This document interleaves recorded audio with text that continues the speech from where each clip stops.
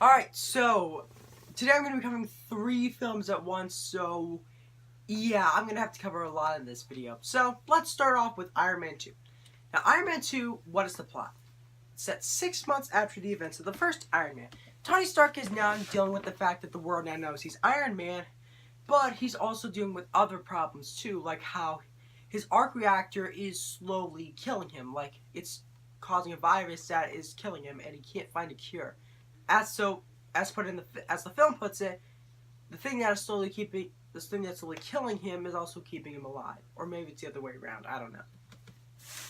But around this time, he has to deal with the villain known as Whiplash, played by Mickey Rourke, and how he's trying to seek revenge on the Stark name because they wronged him in the past.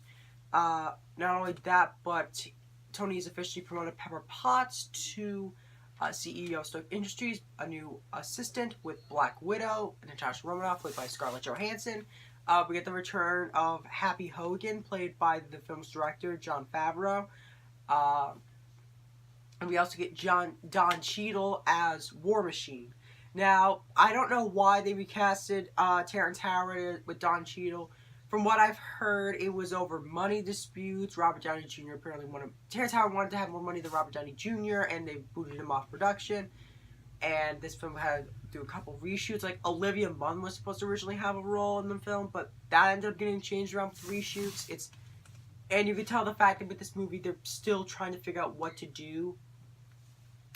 And my biggest criticism with this movie is that it feels like they go through a ton of stuff in this movie without further elaborating on it. Tony, discovering a new element that's barely explored upon at all, aside from the fact that he just used it for the arc reactor. Pepper Potts being the CEO of Stark Industries, you see a couple scenes of her being the CEO and she just quits by the end. It's why then? And I completely forgot about Sam Rockwell as Justin Hammer, who's a guy trying to make similar suits to Tony, but keeps failing. Sorry about that. It just feels like one of the biggest problems I have with this movie is that Whiplash is actually not that bad a villain. He has a cool look, a great voice, a great actor to play him, and a great backstory. But the problem is that he ends up getting sidelined to Sam Rockwell's character, which is a bit weird. You want to see Whiplash get revenge on Iron Man. You do want to see him go do all that. You don't care about just some jerk in a suit again. Seriously, this is the second time that Iron Man's had to deal with this. But, yeah.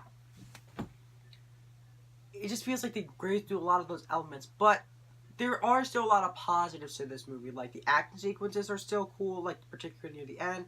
Robert Downey Jr., of course, as Tony Stark is great. This was the role that helped him redefine his career after, like, a slump, essentially. But, yeah. Then the post-credit scene comes around, and it is revealed that Coulson had a reassignment. In case you're wondering who Phil Coulson is, he was the S.H.I.E.L.D. agent monitor over Tony Stark, as he had to go to New Mexico when he had to find something. That something being the hammer of Thor. Now we transition to Thor.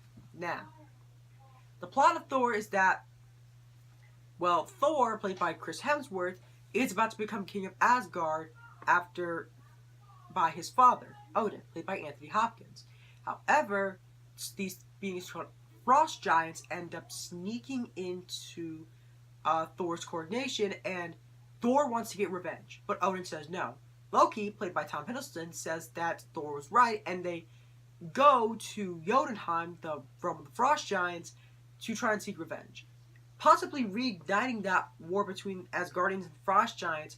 As punishment, Odin ends up taking away Thor's power. He casts him down to Earth, and he ends up having an enchantment cursed upon the hammer. It's like, whoever holds this hammer, if he be worthy, shall possess the power of Thor. And sends it to Earth. And there, Thor meets Jane Foster, played by Natalie Portman, and her group of other science folks like Kat Dennings and Stellan Skarsgård.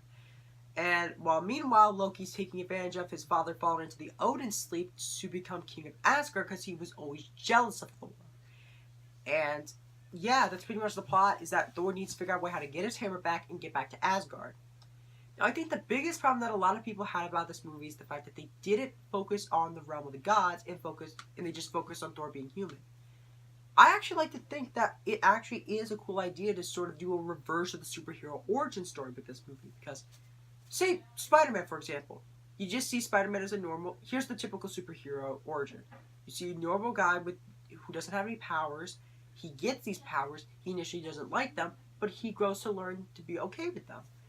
Thor is the exact opposite. He's a cocky, arrogant jerk with all these powers. He loses these powers. He thinks that it's completely terrible. Wait, did I even give Iron Man a score yet? I didn't even give Iron Man 2 a score. Iron Man 2 6.5, but sorry about that. Sorry about that, but yeah. The more I think about it, I feel like I didn't really give it a score. Or did I? Sorry. Yeah. And eventually Thor, as I said before, Thor starts out like a cocky jerk. He has all these powers, loses them, thinks it's terrible, but then eventually he learns to be okay without any powers. Tom Hiddleston is good as Loki. The visual design of Asgard is absolutely stunning. It is probably one of the best looking comic book movies ever because it's so cool, these amazing realms. Because, I mean, when you got Kenneth Branagh to direct, how can you go wrong?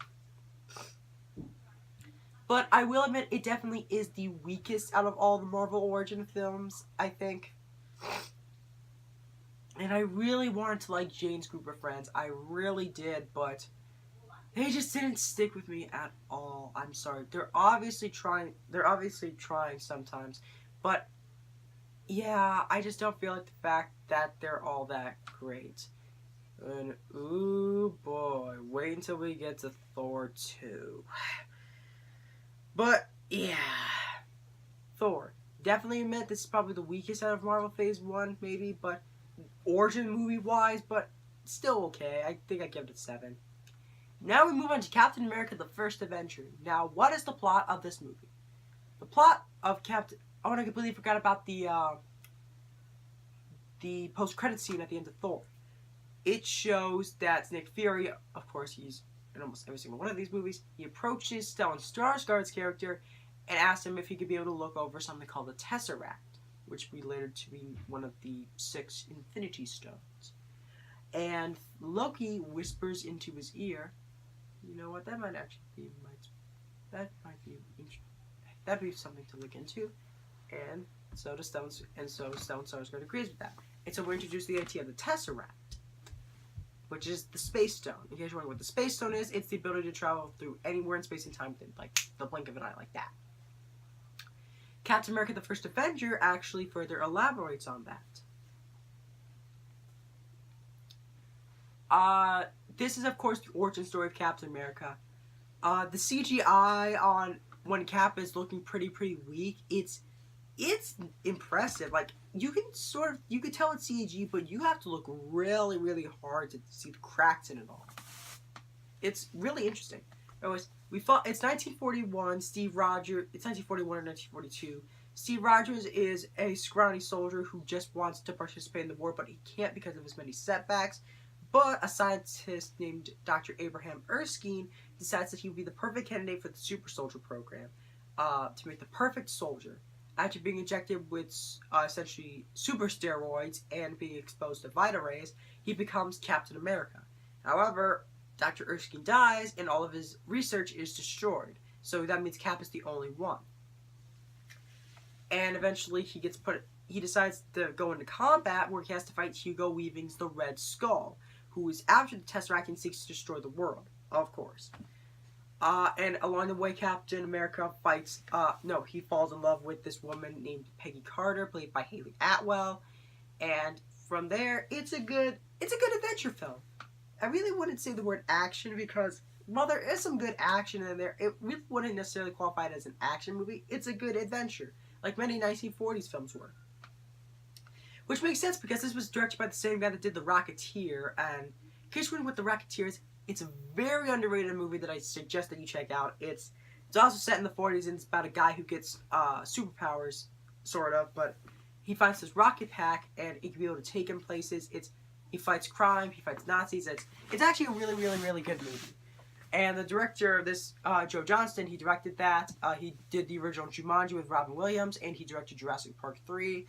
A lot of people do not like Jurassic Park 3. I am probably in a minority on this. I actually sort of like Jurassic Park 3. Don't kill me. But yeah, I definitely will admit the fact that you could sort of tell that this is a Joe Johnston film, like by the way it's directed. Like, this is the guy who did The Rocketeer 20 years beforehand. Chris Evans, he does a really, really good job with the role. Haley Atwell, she's great as Peggy Carter. Tommy Lee Jones, he's cool too. The whole plot, the whole 1940s setting, it looks great. The director is really able to capture the feel of the 40s. But there is one problem with this movie, and that is with the villain, the Red Skull.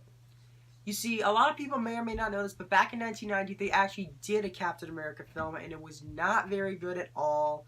It was very, very bad, but there is one aspect of it that I think it probably did better, and that was the design of the Red Skull. With that Red Skull, when you actually did get to see him, he had like this lumpy, deformed face. It's like with those tiny, beady eyes and that voice. It looked very creepy, and the face looked a lot meatier and juicier. The Red Skull in this, he just looks like he's just wearing a prosthetic head. It really doesn't look all that convincing at all, but I don't know. And the thing is, Hugo Weaving, he's a good actor, but I really don't feel like with these villains, they're sort of squandered. It's like, my expect the focus of it is on the main hero themselves, and the hero is good, but the thing is, it goes with the classic saying that a hero is only as impressive as his villain. The hero is impressive, but his villain not so much.